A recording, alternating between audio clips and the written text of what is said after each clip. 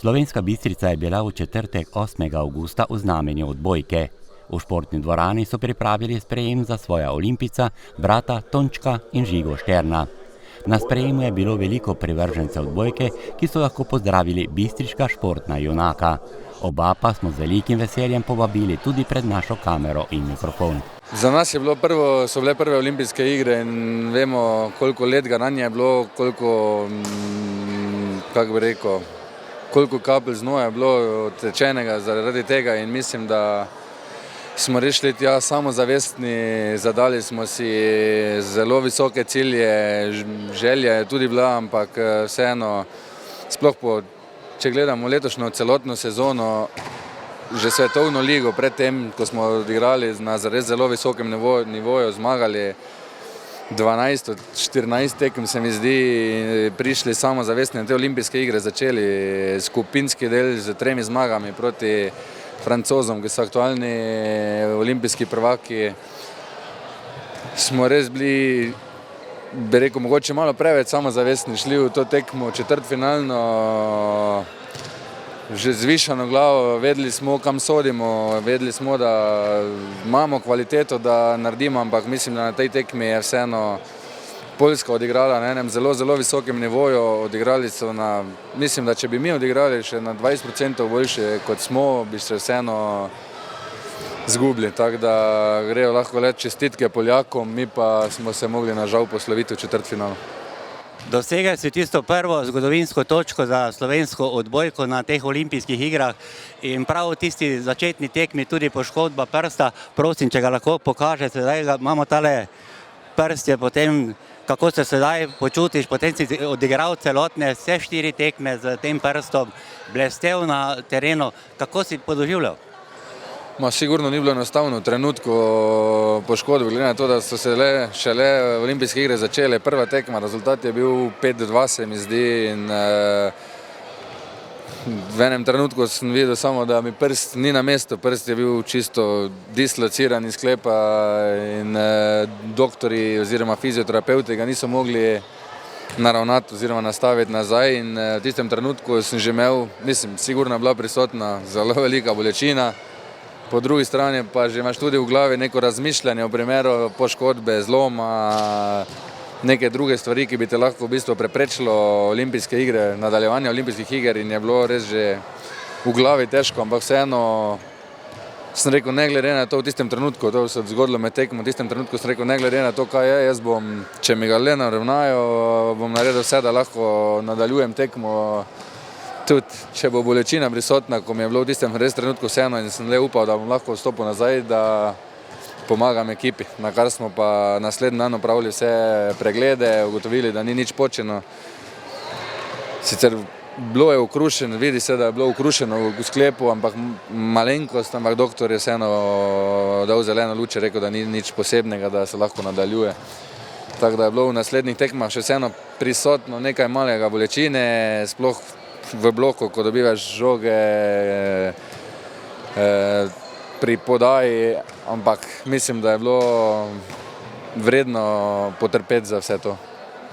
10 let trdega dela, da ste prišli do tega rezultata, presežek tega rezultata bi verjetno bilo tisto polfinale in 2 tekmi za kolajne, vendar to vemo vsi sedaj, kako se je razpletlo.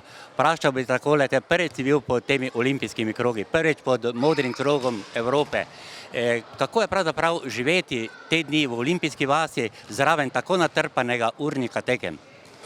Pa sigurno to je neka dogodivščina, ko ne pozabiš nikoli, oziroma so že, če ne doživiš, ne moreš vedeti, so želje vseh športnikov že iz mladih let, mislim, da je to res največji dogodek na svetu, res spremljajo vsi in ko prideš to vas, ko imaš iz vseh določenih disciplin, iz vseh različnih športov najboljše na svetu, ko vidiš, da si združen v tej vasi, ki jih srečuješ v menzi, na ulici, pred hoteli, res dobiš tisti pravi občutek, da si pa le da si lahko prelezel tako daleč in mislim, da je to res nekako neopisljivo, res je fenomenalni občutek, ko si lahko tam, ampak vseeno mi smo probali, ko smo prišli v prvem dnevu, drugi dan še je bila tista euforija začetna, ko smo prišli, ampak smo vedeli, da se moramo čim prej, čim hitreje skoncentrirati na našo igro, na odbojko, da smo vedeli smo, po kaj smo prišli, nismo prišli kot turisti, da bi hodili po vasi, si ogledovali neke različne stvari, ampak smo dali takoj že naslednji dan fokus 100% na odbojko. Kako vidiš sedaj naprej slovensko odbojko? Obetajo se nekatere spremembe, nekateri se bodo poslovili. Kakšen tvoj občutek, kakšna reprezentanca bo v prihodnosti? Pa nekaj se je začelo govoriti o spremembi oziroma o koncu karijere nekaterih starejših članov, ni še to sigurno, jaz sem se pogovarjal z njimi, niso še 100% odločeni, ampak vseeno moramo vedeti, da so že starejši, po drugi strani pa tudi moramo vedeti, da imamo dosti mlajših, mladih talentov, ki mislim, da lahko kar dobro zapolnijo ta mesta, sigurno bo manjkajo izkušnje, ampak so že kot, ne vem, če omenimo Možiča, Mujanoviča, pa so že tako štale, kar to so že igralci, ki so 2-3 leta z nami in mislim, da so se dosti naučili, so že videli, na kak način se dela v naši reprezentanci, kako bi rekel, kako vzdušje v ekipi, kako mora funkcionirati na tekmah, na treningih in mislim, da se za prihodnost ni bati. Kakšna bo pa postava, pa bomo videli. Tonček, takole bi te tudi vprašal, kako je igrati v reprezentanci, torej skupaj z bratom? Kakšna je to tista kemija, ki jo pušča na igrišču in izven igrišča, ob igrišču? Sigurno je lepa izkušnja. Po eni strani bi rekel, da se že to po 10 letih, ko igramo skupaj v reprezentanci, se že nekako navadiš, ne razmišljaš o tem, nimaš več nekih tistih emocij, vse to po eni strani normalno se ti zdi. Po drugi strani, če pa zdaj v tem trenutku recimo pomislim za nazaj, pa je vseeno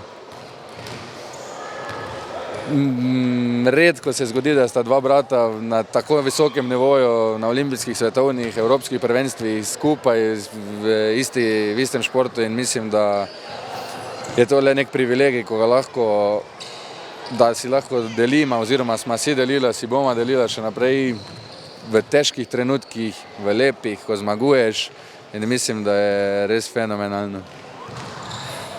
Klubska sezona bo pred tabo. Kje boš torej igral klubske tekme? Selim se v Turčijo. Po reprezentančni sezoni je bilo ogromno ponudb, ampak nisem želel spremeniti Olimpijakosa, nisem ga želel menjati na noben način, ker družina se bo čutila odlično, jaz sem se bo čutil odlično, v klubu so mi devali vse možne privilegije, kako bi rekel, ni bilo dobenih problemov, imeli smo 2 odlični sezoni z Olimpijakosom, 2-krat osvojili prvenstvo, osvojili 2 pokala, tudi prvo leto smo osvojili challenge, ta evropski pokal in res mi je bilo težko zamenjati to ekipo, ampak vseeno, kot sem omenil, po tej reprezentančni sezoni je bilo ogromno ponudb in ko je prišla ta iz Turčije, ko sem videl, kakšna bo ekipa, kakšen bo stav, kakšno organizacijo imajo, kakšne so ambicije kluba, da ciljajo res zelo visoko. Mislim, da je bilo težko vse to zavrniti in odhajam v Zirat. Končajmo tale pogovor, tale sprejem danes v domačem kraju, v tele dvorani, kot si tudi začenjal. Kako ti danes bije srce pred Bistričani?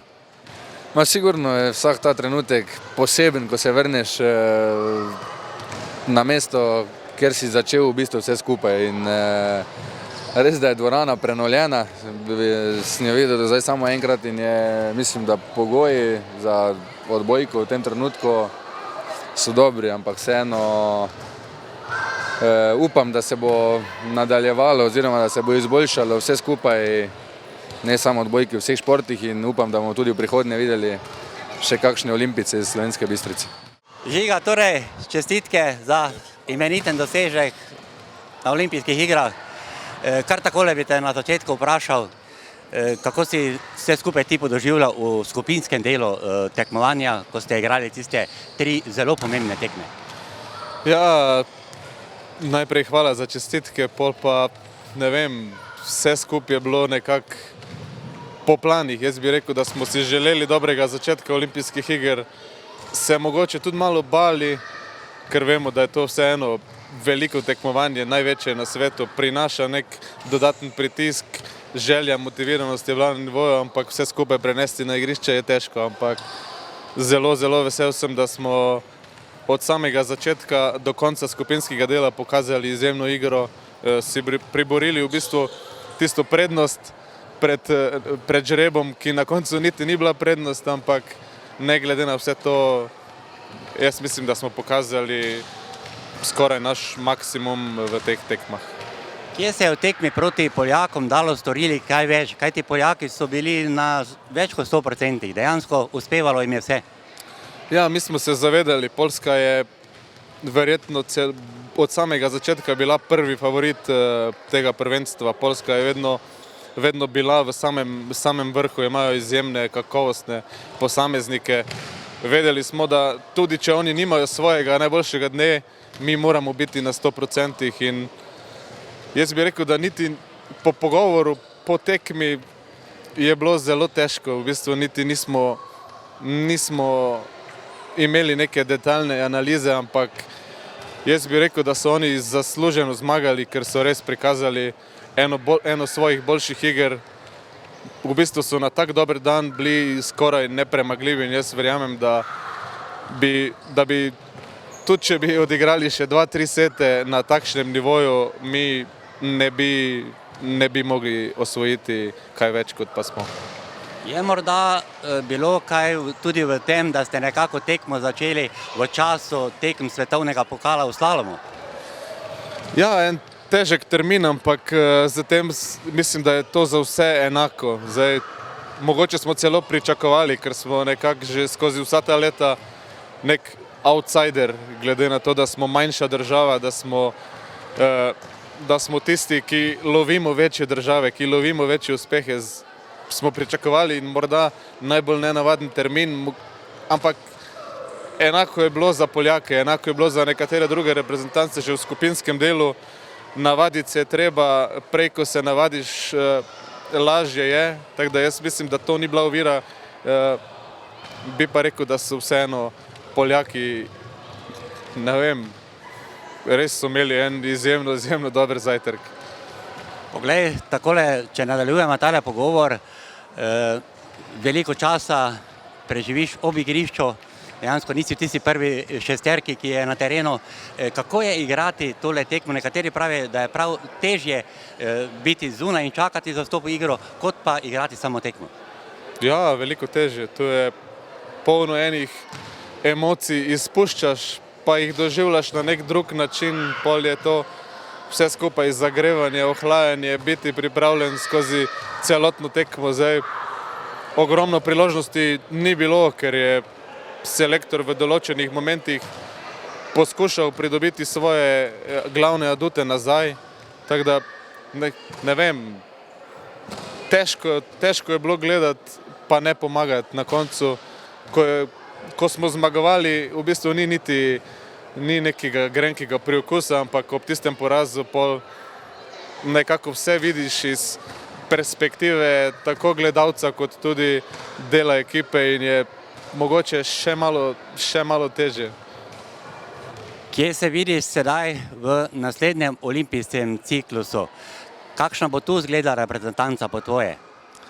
Ja, zdaj mislim, da je prehitro ugibati karkoli, tudi igralci še niso uradno dajali izjav glede tega. Zavedamo se, da so nekateri nosilci stari že 37, 38 let in tu bo morda pretežko, da bi jih zvabili nazaj še za naslednje olimpijske igre, ampak verjamem, da imamo tisto kvaliteto, ki nas lahko popelje do tja. Nekako se je skozi vsa ta leta tudi olimpijski kvalifikacijski cikel nekako spremenil v prid nam, ampak nabirati točke skozi vsa ta leta, štela bo vsaka tekma v vsakem tekmovanju, tako da verjamem, da tudi če bomo izgubili par členov, imamo kar nekaj močnih adutov, tudi mlajše selekcije prikazujejo dobre igre, se počasi vključujejo v našo reprezentanco, tako da jaz mislim, da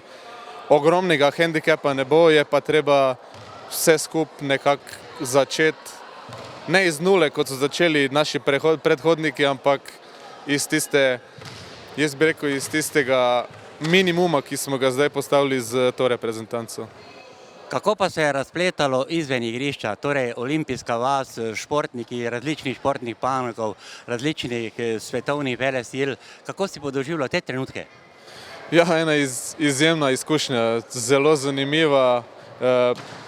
Praktično, ko prideš v vas, ne vem, je tisti nek dodatna motivacija za tebe, dodatna osredotočenost, ko vidiš športnike različnih držav, športnike visokega kova, ki si jih prej nekako spremljal po televiziji, tako kot nekateri spremljajo nas, je to spet nekaj novega za tebe. Ko prideš v tisti vsak dan praktično športnikov najvišjega možnega kova, vidiš, da si v bistvu prišel na nek drug nivo, vsekakor pa, kot sem rekel, ena izjemno zanimiva, odlična izkušnja, ki si jo bomo zapomnili za celo življenje. Morda kakšna fotografija s kakšnim svetovnim športnikom, katera bo v tvojem osebnem arhivu?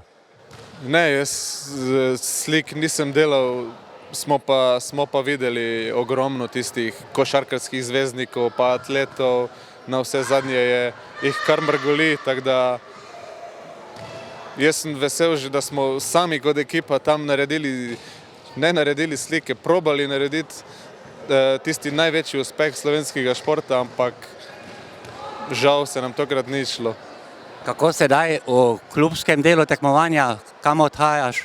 Ja, zdaj odhajam v Bełchatów nazaj na Poljsko, menjal sem klub, v bistvu me je prepričal selektor Gianni Crețu, ki bo tudi tam moj trener, tako da jaz upam, da bomo tudi tam uspeli spisati neko dobro zgodbo, glede na to, da je klub, ki je nekdaj pripadal samemu evropskemu vrhu, zatonil v manjše težave, pa se sedaj z ogromnim vložkom vrača nazaj na zemljevid evropske odbojke, tako da motivacije ne manjka, bo pa treba vse skupaj izjemno odgarati. No.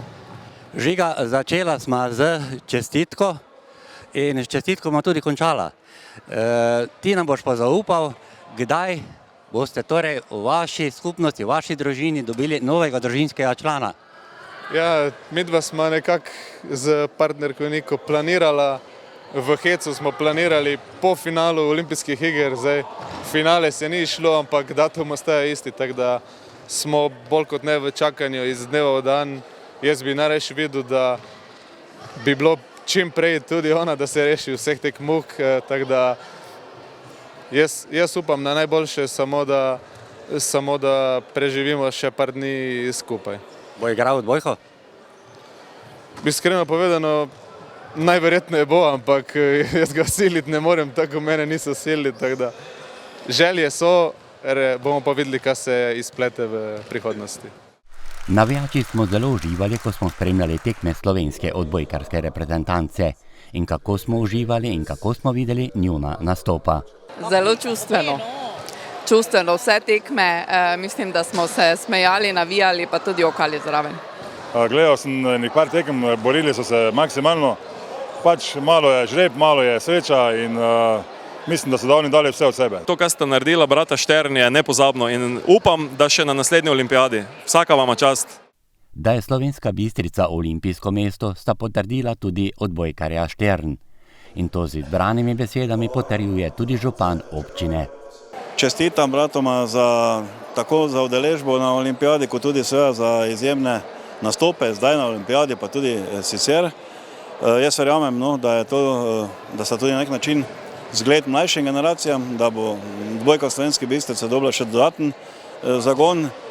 Pomeni pa to sve tudi izjemno promocijo Slovenske Bistrice širom po Evropi, pa tudi po svetu. Le moramo vedeti, da nas je v Slovenski Bistrici v celi občini 26 000 približno, v mestu dobrih 8, da se primerjamo z milijonskimi mesti in državami in da se včasih premalo zavedamo res, kakšni so to rezultati, ker so nas naši športniki zelo razvadili. Tako da jaz ima želim, da se najprej malo oddahne, da vseh teh naporov, verjamem pa, da bo nas tudi v prihodnje še presenečala z dobrimi rezultati in da še bomo tudi v prihodnje lahko ponosni na njih.